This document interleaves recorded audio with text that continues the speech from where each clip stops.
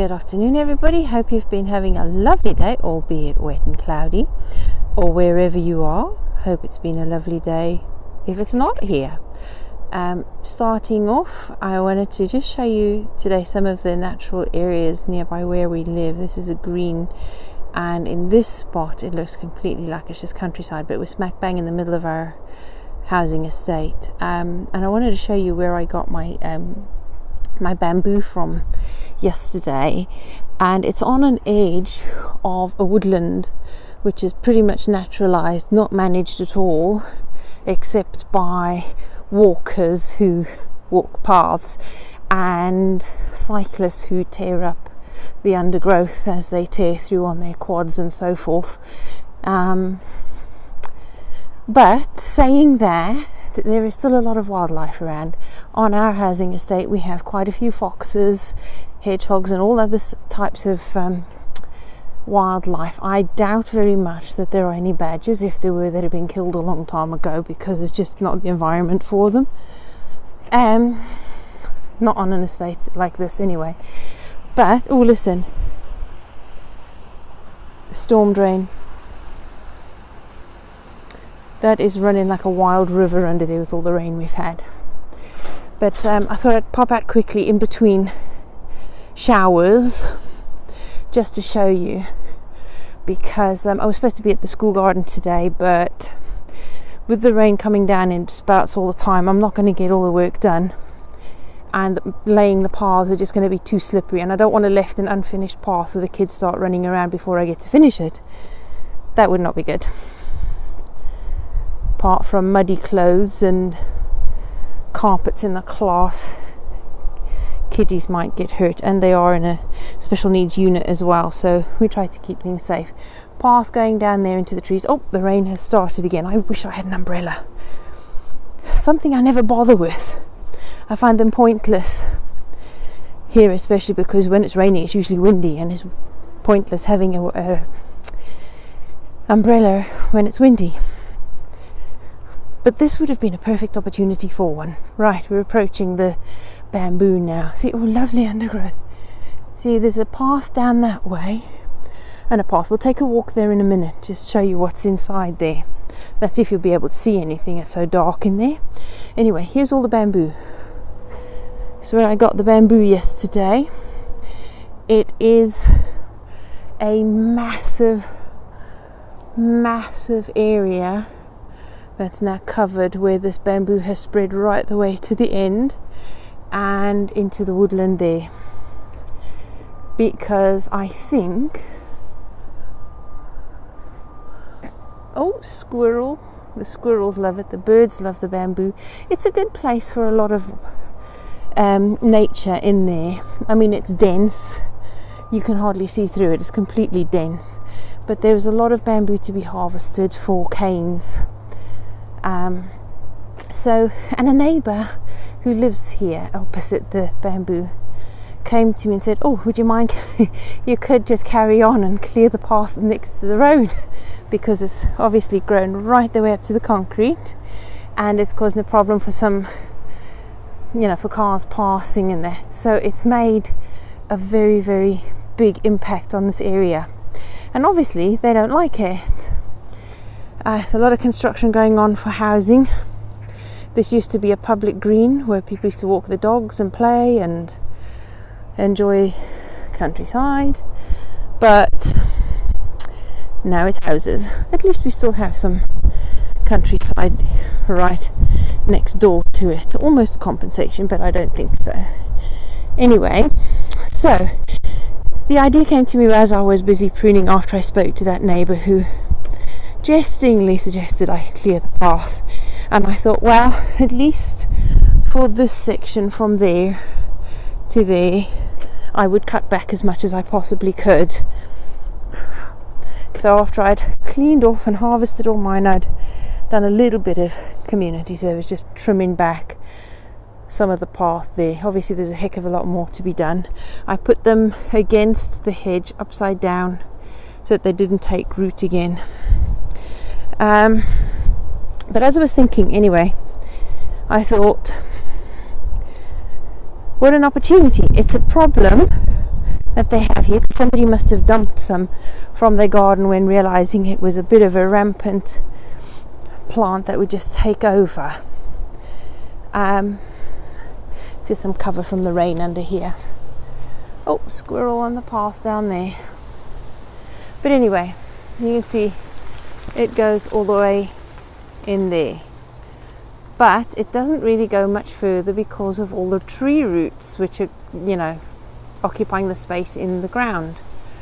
So that's a good idea then, to plant other trees where you don't want it to go, or very strong and deep rooted plants closely by. If you look at Bealtona Cottage, Colette grows a lot of bamboo there as well, but it's kept under control by all the trees growing around close by. She closely plants things, ignores all the general rules, and it keeps it under control. And of course also Martin Crawford, in his food forest or woodland garden, forest garden shall I say, has bamboo plantings as well, which are also kept intact and in check by other plants everywhere planted, and mowing the paths and regular harvesting, because he's not just for construction stuff but also for food, the shoots. And so thereby bamboo, the varieties used are also good then for food,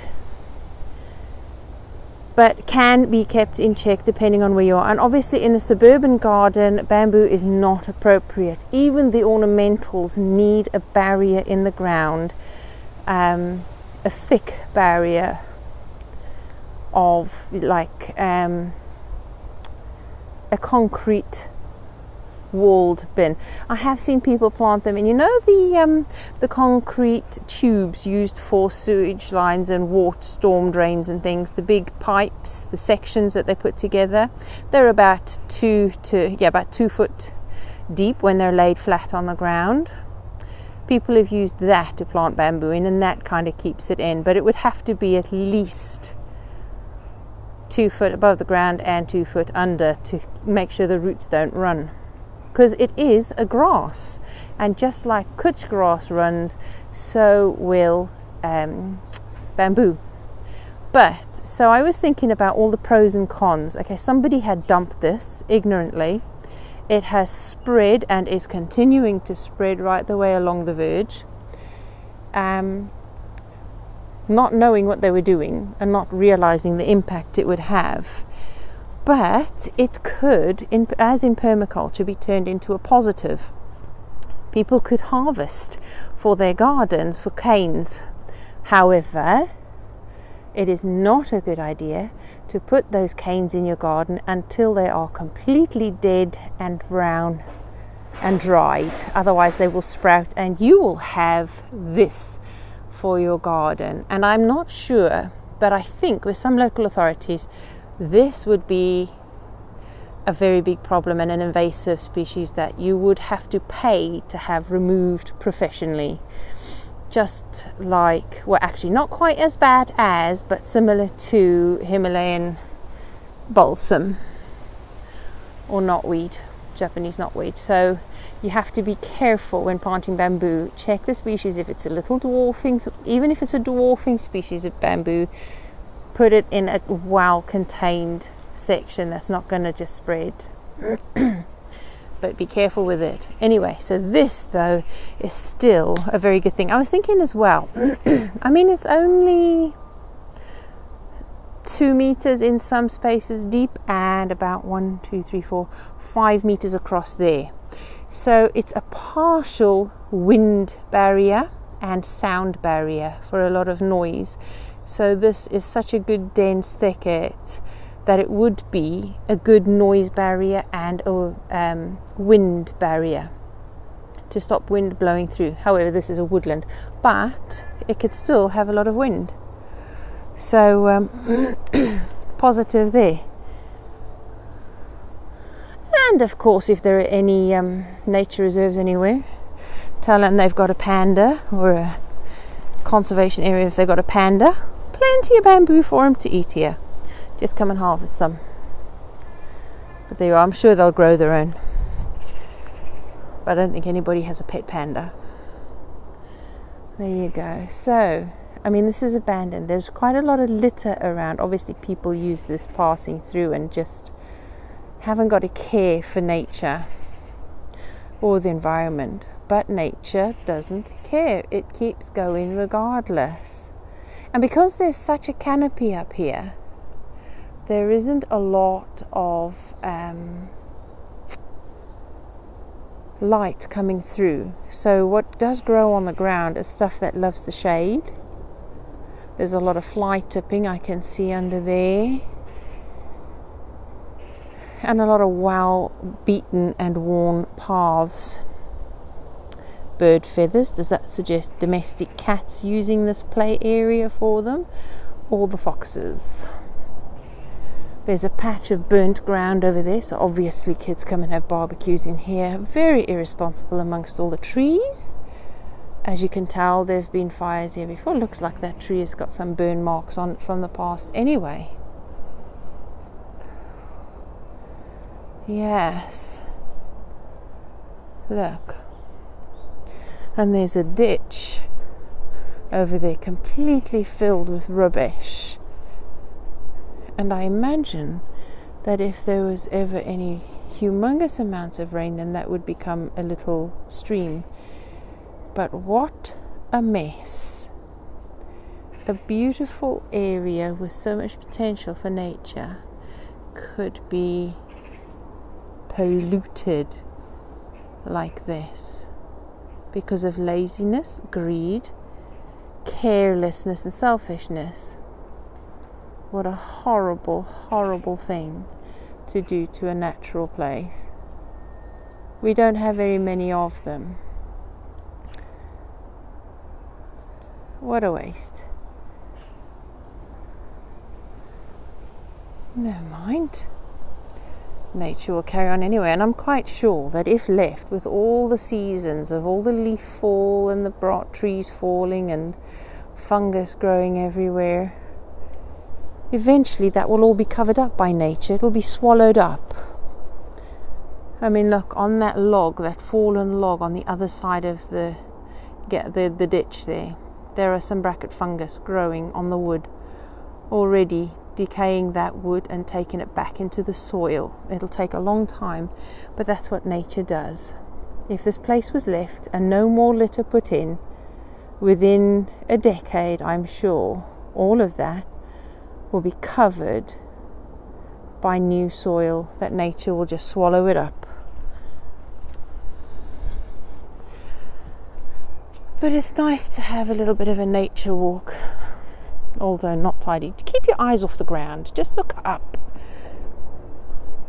It would be easier to say that, and much harder yet to try and inspire community spirit for people to have litter picks in the woodlands to clean up our natural space.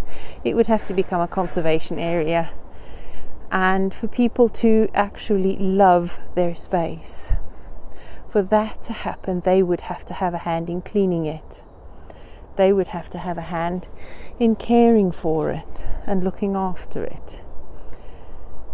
But for that to happen, individuals would need to have fostered in their hearts an attitude of love for both themselves, for others, and for nature.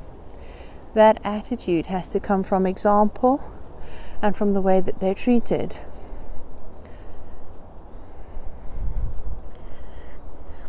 It's a common thing these days, well, it has been for a long time, that Dickensian attitude of boys don't cry, toughen up, suck it up. Those attitudes lead to that. Carelessness, hard-heartedness. So, we are surrounded by nature which doesn't know those things. Yes, nature can be harsh in its elements, but that is the way nature moves. It's not with an intent to do harm or be ignorant. So as we go through our lives, well, as I do anyway, I hope that I could somehow impart love and kindness to others so that they may feel it, and hopefully recognize that when they're out in nature, when they're with other folks. Right. So, I spot what looks like a bulb plant, like gladioli type things. Could be iris. Look, stones that would be a damp area where the water runs down from the ground. This is like a swale, and look at that right there, just over there. I wonder if that's an iris growing. I can't tell, but there you are, something pretty in an abandoned place like this. Look, isn't that just lovely? There is beauty all around. A little hymn comes to mind. And bracken, brambles, all sorts of trees. Right, so there you go. A little bit of nature on the doorstep, not even 5 minutes walk from my house. And nature returns everything back to the soil. Look at that. Over time. Love that. That holly. A big holly bush growing over there. Lots of poplar trees around. Hazel. And just on that side of the woodlands, big construction. And because we're in the woodlands here, you can't hear the construction noise as loudly as you do when you're out of it. So it proves that forests and woodlands absorb a lot of sound. So if you have a lot of noise in your surrounding areas, and in your garden at least, you can plant appropriately sized trees with layers of different shrubs and bushes and undergrowth, and that will help, even in a small degree, to quieten down some of the noise.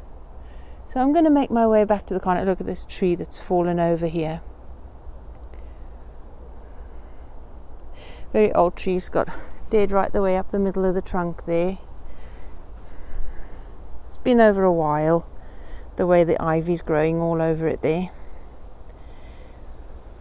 But that in itself, even if a dead tree, is becoming home to nature.